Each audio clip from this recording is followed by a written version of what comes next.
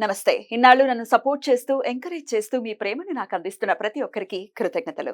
అలాగే ఈ వీడియో కూడా ఖచ్చితంగా మీకు ఉపయోగపడుతుంది. లైక్, షేర్ అండ్ సబ్స్క్రైబ్ చేసి మీ సపోర్ట్‌ని నాకు అందించండి. అలాగే ఈ వీడియో పట్ల మీకున్న అభిప్రాయాన్ని కామెంట్ సెక్షన్‌లో కామెంట్ చేసి తెలియజేయండి.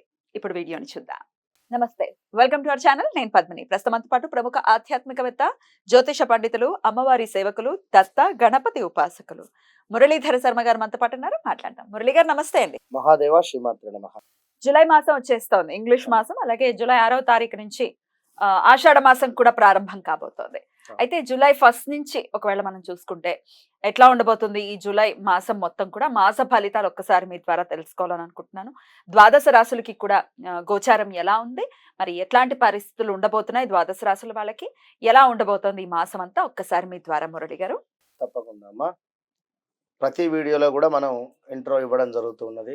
గ్రహచారం వేరు, గోచారం లేదు అనేటువంటి విషయాన్ని గమనించుకోండి. ఇక్కడ కొన్ని సందర్భాలలో తప్పకుండా కూడా ఒక 36 ఇయర్స్ తర్వాత మరలా 36 ఇయర్స్ తర్వాత ఒక సైకిల్ అనేటువంటిది రన్ అవుతూ ఉంటుంది.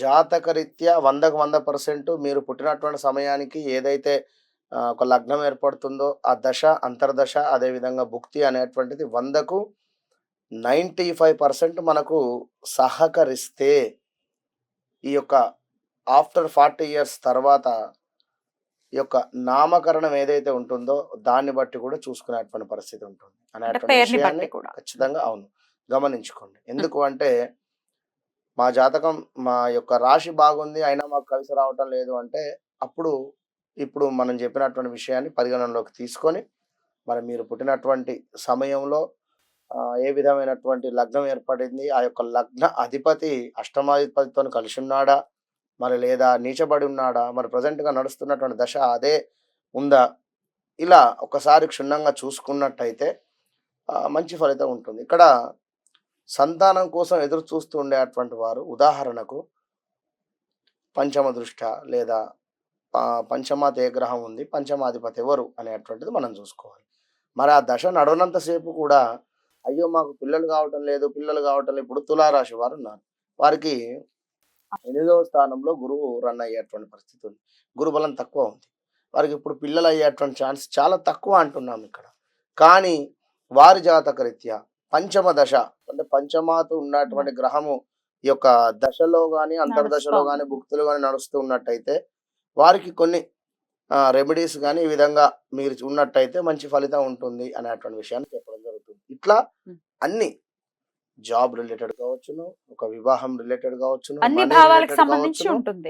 మనీ రిలేటెడ్ కావచ్చును, కోర్టు కేసులు కావచ్చును. కోర్టు కేసులు దేనికైతవి? 8వ భావంలో చంద్రుడు కావచ్చును లేదా కుజుడు కావచ్చును. ఇట్లా కొన్ని గ్రహాలు ఉండడం చేత మీ జాతకం ఏది ఏమైనప్పటికీ కూడా మీ యొక్క డేట్ ఆఫ్ బర్త్, పుట్టిన సమయము బట్టి దశలు, అంతర్దశలు, భుక్తిని ఒకసారి చూసుకొని ముందుకు వెళ్ళినట్టయితే మంచి ఫలితం ఉంటుంది. మరి యొక్క ఆషాఢ మాసానికి సంబంధించి మరి యొక్క జూలై 1వ తారీఖు నుండి 30వ తారీఖు వరకు కూడా మరి యొక్క ద్వాదశ రాశులు ఏ విధంగా ఉండబోతున్నాయి అనేటువంటి విషయాన్ని యొక్క వీడియోలో క్షుణ్ణంగా కూడా తెలుసుకుందాం.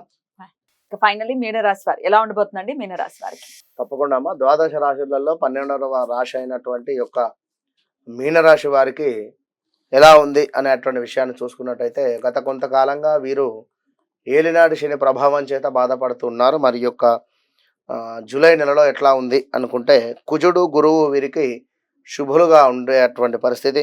ధనధాన్యాలలో లాభాలు, వస్త్ర లాభాలు, చేయు పనులందు చక్కటి జయము, దీర్ఘకాలిక సమస్యలు ఏవైతే ఉన్నాయో అవి బయటపడేటువంటి పరిస్థితి, వాటి నుండి బయటపడి శుభంగా ఉండేటువంటి పరిస్థితి.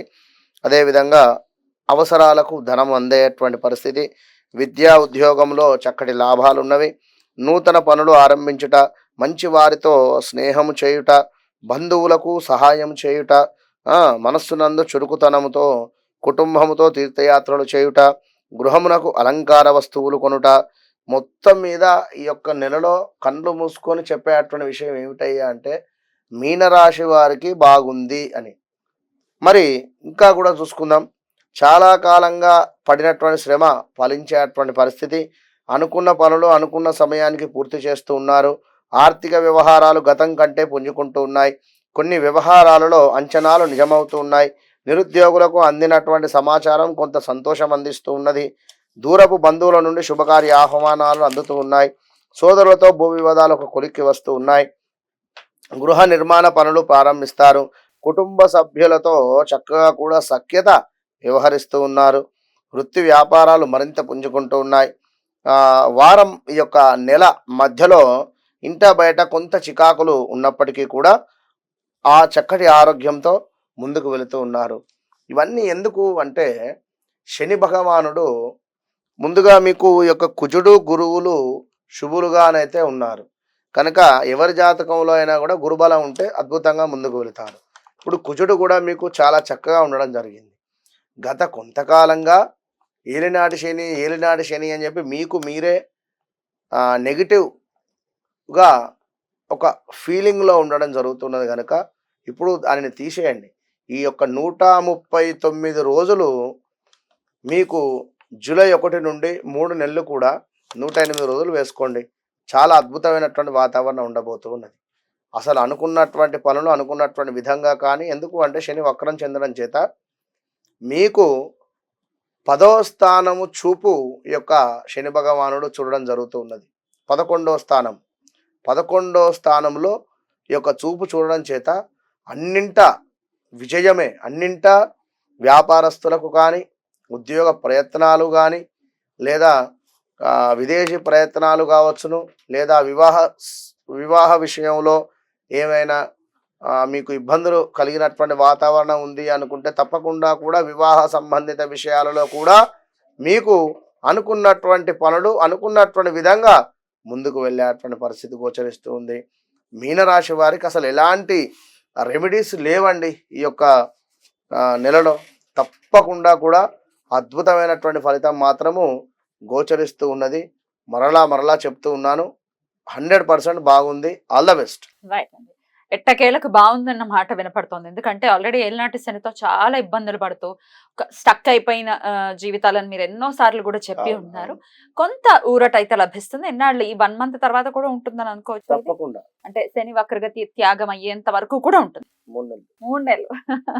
సో చాలా సంతోషంగా ఉండొచ్చు మీనరాశి వాళ్ళు. రైట్ అండి. ద్వాదశ రాశులకు కూడా ఈ జూలై మాసం ఎలా ఉంటుంది అనేది సవివరంగా తెలియజేశారు. కృతజ్ఞతలండి. నమస్కారం.